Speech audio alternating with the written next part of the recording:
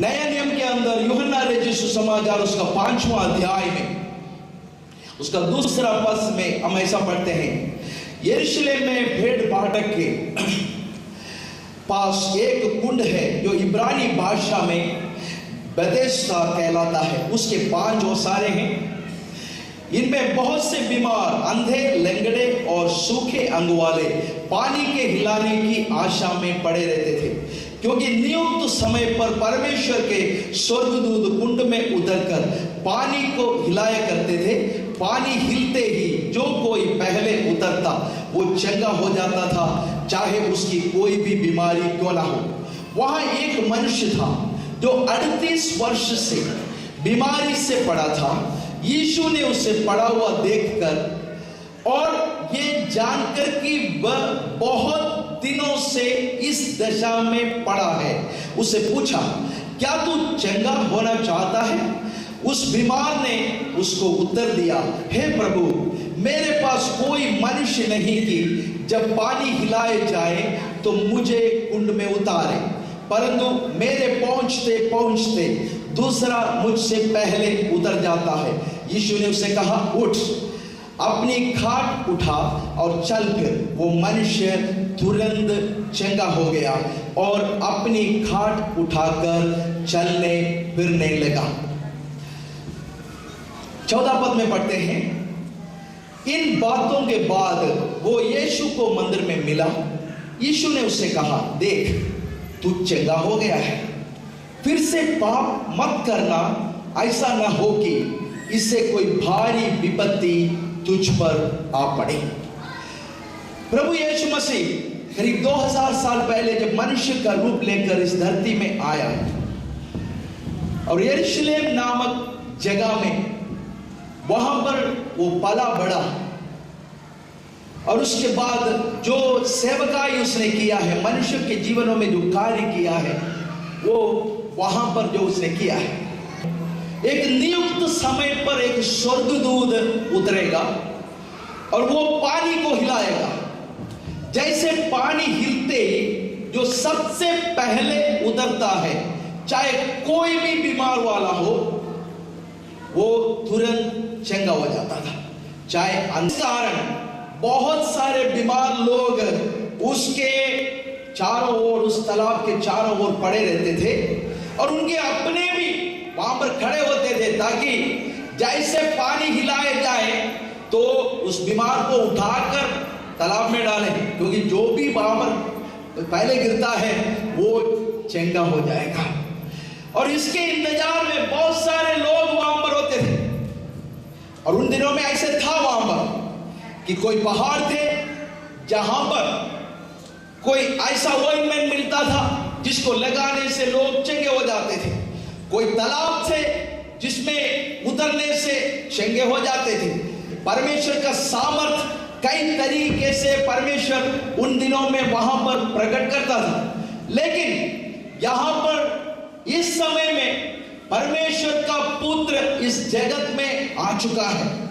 परमेश्वर का चंगाई, परमेश्वर का उद्धार हमें अब ढूंढने के लिए, अब पाने के लिए उसको कहीं और जाने की जरूरत नहीं, कोई कुंड में जाने की जरूरत नहीं, कोई तालाब में जाने की जरूरत नहीं, कोई पहाड़ में जाने की जरूरत नहीं। परमेश्वर का पुत्र आ चुका था। जब परमेश्वर का पुत्र प्रभु यीशु मसीह इस जगत में आ गया, मनुष्य का जो भी जरूरत है वो सब कुछ उसी में ही पाया जाता है, उसी में ही मिलता है। प्रभु यीशु मसीह में सब कुछ हमें मिलता है। चंगाई भी मिलता है, उद्धार भी मिलता है, शांति भी मिलता है, आनंद भी मिलता है। उसके लिए मैं प्रभु का धन्यवाद करता हूं।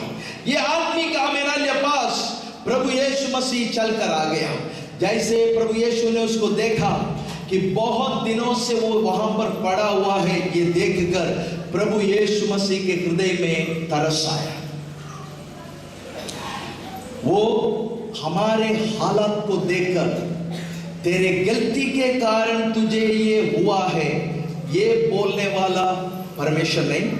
तेरा पिछला जन्म के कोई पाप के कारण तुझे हुआ है, ये बोलने वाला परमेश्वर नहीं। तूने पाप किया है, ये हमें बोलने वाला परमेश्वर नहीं। वो उसको हमें देखकर तरस खाने वाला परमेश्वर है, हमारे ऊपर दया करने वाला परमेश्वर है, हमारे ऊपर अपना अनुग्रह देने वाला परमेश्वर है। हम जानते हैं कि हम जब कोई कठिन परिस्थिति में हो जाते हैं, जब कोई तकलीफ में हो जाते हैं, बीमारी में हो जाते हैं, जब हम सह नहीं सकते हैं, हम किसी के पास जब मदद मांगने के लिए जाते हैं, तो वो हमें अगर कहें कि तुम्हारा पाप के कारण ये हुआ है, तुम्हारा गलतियों के कारण ये हुआ है, ये नहीं है जो हम उम्मीद करते हैं, ये नहीं है जो हम सुनना चाहते हैं, बल्कि हम ये सुनना चाहते हैं, हाँ मैं तुम्हारा मदद कर सकता हूं। परमेश्वर वो है हमारे गलतियों का दंड देने के लिए नहीं, परमेश्वर हमारे गलती के कारण हमारे जीवन में आया हुआ तकलीफ को प्रेम के कारण दूर करने वाला परमेश्वर है। वो हमसे प्रेम करता है, उसके कारण हमारे जीवन के सारे तकलीफों को दूर करने वाला परमेश्वर है। वो हमारा ऊपर उसका अनुग्रह देने वाला परमेश्वर है। सबसे पहले उसका आगमन के बारे में ही अगर हम देखिए इतना बड़ा परमेश्वर, ये पूरा ब्रह्मांड को जिसने रचा है, ये पूरा मेरा धरती को रचा है, ये सारे पेड़ पौधों को सबको रचा, ये सूरज चांद को तारों को जिसने रचा है, वो हमारा जैसा एक मनुष्य बनकर इस धरती में आ गया। एक और हमें नाल्य सस्ता बनाने के लिए नहीं, एक और धर्म बनाने के लिए नहीं, कुछ लोगों को अपने वश में करने के लिए नहीं, एक राज्य का स्थापना करने के लिए नहीं, बल्कि हम पापी मनुष्यों को उद्धार देने के लिए, दंड देने के लिए नहीं। परमेश्वर का वचन कहता है, परमेश्वर ने अपने पुत्र को इस जगत में इसलिए नहीं भेजा कि जगत के ऊपर दंड की आज्ञा सुनाए, बल्कि इसलिए भेजा है कि हमें जगत उसके द्वारा उद्धार पाए। हालेलुया। हम में से प्रत्येक व्यक्ति प्रभु यीशु मसीह के द्वारा उद्धार पाए, उसके लिए परमेश्वर अपना पुत्र को इस जगत में भेजा है। अगर हमें एक संपत्ति बनाने का जरूरत था हमारे जीवन के अंदर, तो संपत्ति कैसा बनाया जाए ये बताने के लिए कोई आ जाता। अगर मनोरंजन हमारा जरूरत था तो मनोरंजन वाला कोई आ जाता, लेकिन मनुष्य का जरूरत ना मनोरंजन है, ना धन संपत्ति है, मनुष्य का जरूरत उसका जीवन का उद्धार है। इसलिए परमेश्वर ने हमें एक उद्धारकर्ता को भेजा है। उद्धारकर्ता इसलिए आया है ताकि हमें मनुष्य का जरूरत के अनुसार हमें देने के लिए हमें परमेश्वर ने अपना पुत्र इस जगत में दिया है। और ये जब उस कुंड के किनारे आया, उस आदमी को देखकर तरस खाया, उसके अंदर दया आया। सबसे पहले उसको देखकर ये लिखा है कि बहुत दिन से वो यहां पर पड़ा है, बहुत दिन से पड़ा। वहां लिखा है 38 वर्ष से, और हम जानते हैं 38 वर्ष कोई छोटा सा समय नहीं है। जब ये आदमी को वहां पर लाया होगा, उसके माँ बाप लाए होंगे या भाई बहन लाए होंगे। जब लाया गया था तो उन्होंने उम्मीद किया कि किसी न किसी समय ये चंगा हो जाएगा और हम इसको वापस लेके जाएंगे। जब 1 साल देखा, 2 साल देखा, 3 साल देखा, 5 साल देखा, 10 साल देखा, आपको पता है क्या किया होगा? उन्होंने छोड़ दिया होगा। अब 38 साल के बाद कोई उनसे मिलने के लिए भी नहीं आ रहा होगा, कोई उनका पूछताछ करने के लिए भी नहीं आ रहा होगा, कोई उनसे हेलो बोलने के लिए भी नहीं आ रहा होगा। कैसा हाल है तुम्हारा, कैसे हो तुम, कैसे यहाँ पर लेटे रहते हो, ये भी पूछने के लिए कोई नहीं आ रहा होगा।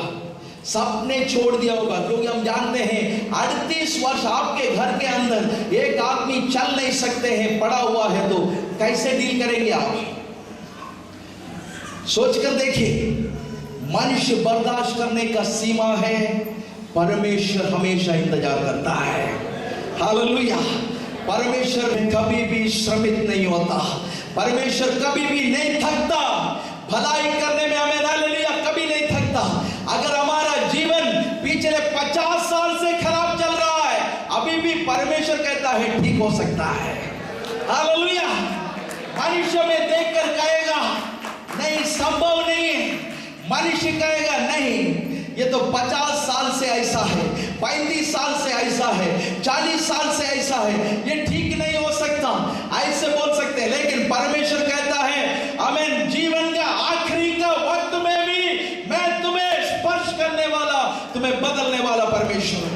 मैं तुम्हें एक नया जीवन देने वाला परमेश्वर हूं। Praise the lord, hallelujah, hallelujah.